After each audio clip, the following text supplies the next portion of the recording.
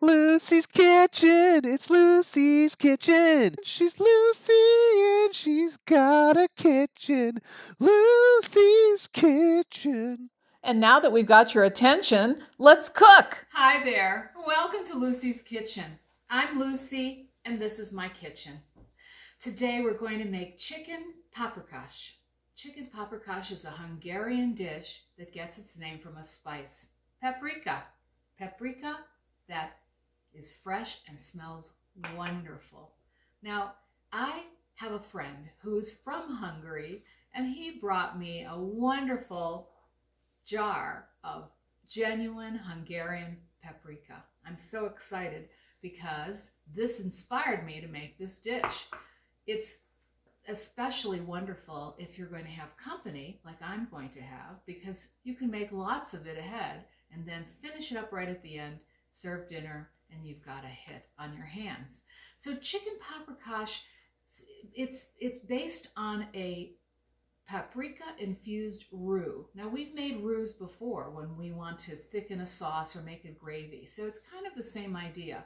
We're going to have a roux, and we're going to add the paprika to it and the flour, of course, and we're going to stir it up until that's nice and cooked, and then we're going to add some of our liquid and create a sauce.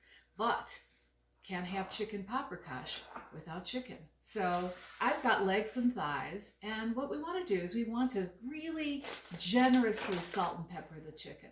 Now, once we salt and pepper this chicken, we might not need any more for the sauce. We might not need any more salt and pepper at all because it will be so highly seasoned. So just go ahead and be very, very generous with your salt and your pepper. We're going to do both sides. Woo.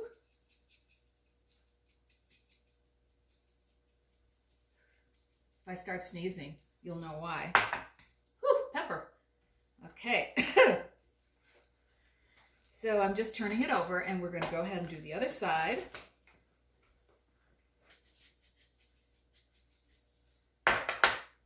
And some pepper. All right, we'll set that aside. Now, I'm going to just tell you a little bit more about some of the other ingredients in chicken paprikash. Obviously, paprika. Now, you might have a jar of paprika at home, or, a can, because sometimes it comes in cans. Genuine Hungarian paprika comes in cans. And you might have one that's been sitting around for about 5 years. Well, throw that one away. Buy a new one, because this dish is worth having fresh paprika.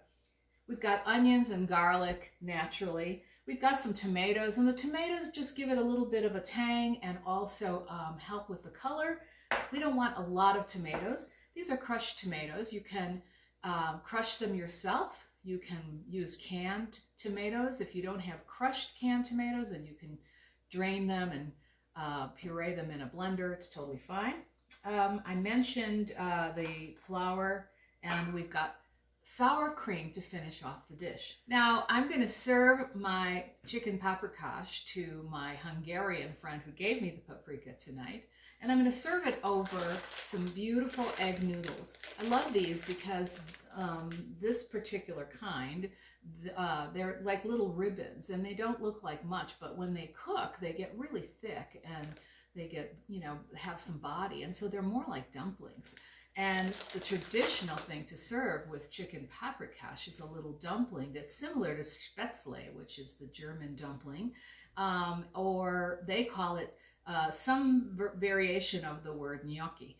And I'm not sure what the Hungarian word is, but it's similar to gnocchi. So we're not doing that because I've got these great noodles, and they're fine to serve with, but I'd hope my Hungarian friend isn't too disappointed that we're not doing gnocchi. However, if you're doing it at home, please just make it with these wonderful egg noodles, and you'll be so happy.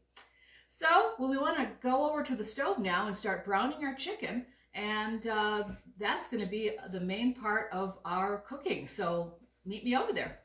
Okay, the first thing we're going to do is we're going to fry our chicken in some butter and oil. And when I mean fry, I don't mean like fried chicken, but we're going to really brown it. We want it to be super crispy. So we start with heating up the fat, and then placing the chicken skin side down in the pan.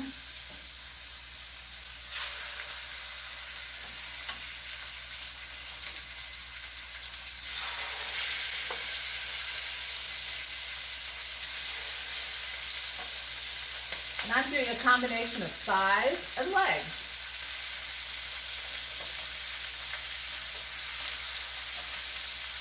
Okay, so we don't need to do anything for a few minutes. We're just going to let it cook over high heat. I'm going to actually put my spatter guard on top and just kind of let it cook.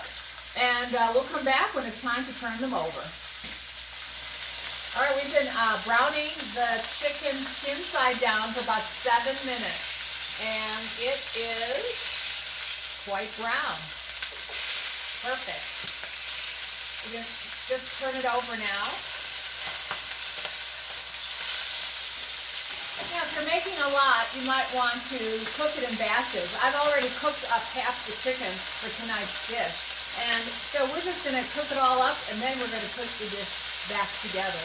So I will be back when we're ready for our next step. Okay, done with that part. Oh, it's so quiet. All right, our next step. Now we're going to take the onions and garlic and deglaze the pan with them. I'm looking here, and there's about a good tablespoon, maybe a little bit more of the butter and chicken fat and oil still left in the bottom of the pan. If you have more than that, pour some of it into a jar and let it cool off before you get rid of it. But this is about what you need. So I am going to just dump that in here. And I'm going to turn the heat up to medium. You want to use the onions to deglaze the bottom of the pan. Get all of that good brown chicken skin stuff off the bottom, known as the fond. I'm very fond of the fond. And then I'm going to add some garlic to that. We don't add the garlic first because we don't want it to burn. But once the onions start giving off some of their liquid, then we are good to go with the garlic. And it will cook alongside of the onion. Well, our onions are brown, very lightly browned and translucent and quite soft, which will make them really sweet in this dish. I'm going to add the paprika now.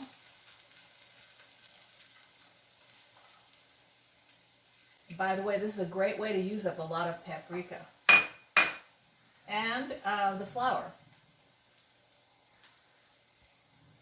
Oh, the smell is incredible. That smell of fresh paprika. It's quite beautiful. Okay, now we want to cook the raw flavor out of here. So we're just going to stir it around and give it a chance to cook. In fact, I think I'm going to add a little bit of butter.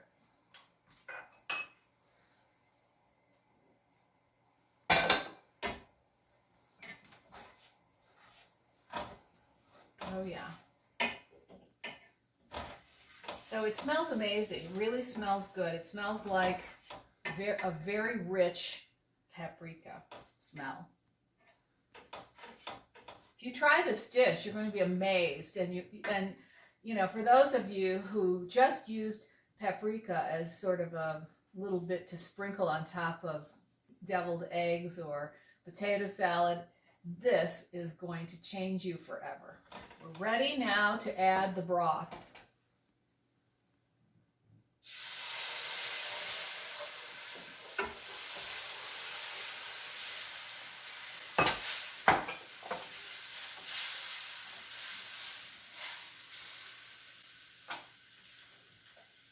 We're going to also add the tomatoes. Now we're going to whisk this over low heat until it's smooth.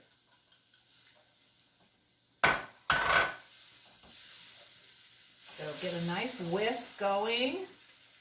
Now if it's really too thick, you can always add a little water. You can always add water because it doesn't shift the flavor.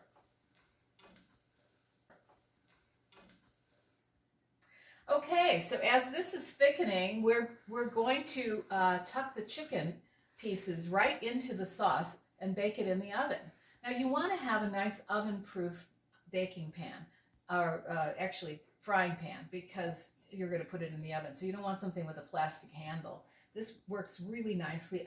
A Dutch oven would also work very nicely. And oh, it's just amazing. And I think I'm going to give it a little bit of a taste to make sure that it doesn't need any more seasoning. I think it does. I'm going to add more salt. So I'm estimating about half a teaspoon more salt right there. And we're going to just stir that around.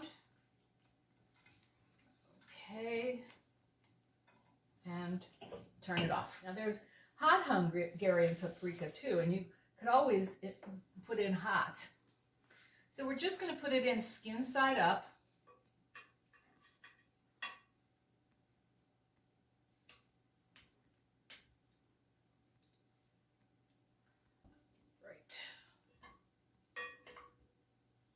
Okay.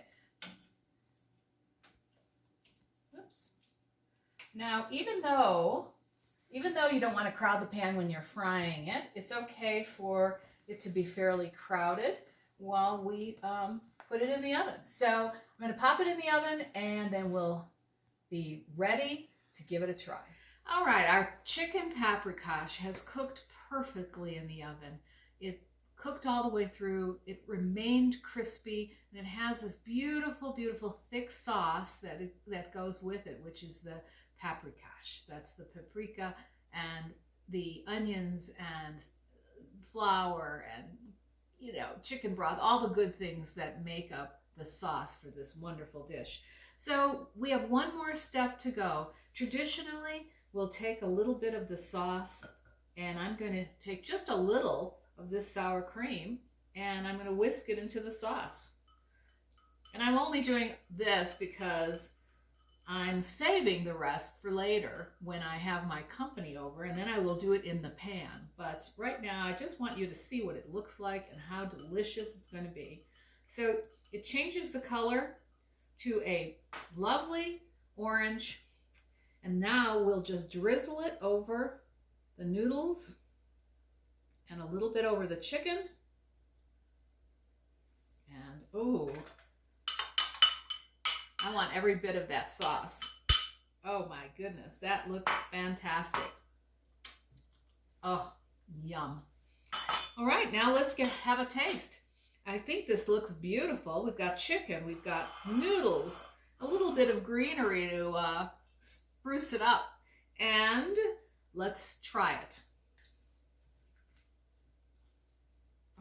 If I can get it, if I can get my knife in there. There we go. There. Oops. Okay. All right, let's give this a try. Moist and tender. That wonderful paprika flavor. It's just so subtle, and with the sour cream, it's very, very, very mellow. It's just a lovely, lovely thing. I'm going to have a taste now of the noodles, which are my favorite. And that really showcases the paprikash. This is a delicious dish, very, very simple to make, really. And while it takes a little while, it's something that you can make partially ahead and then finish it off just before your guests arrive. You got a great dinner. And I'm hoping my Hungarian friend will agree. So that's it for today. Thank you so much for joining us here at Lucy's Kitchen. Don't forget to like and subscribe, and come back next time when we share more delicious recipes from my kitchen to yours.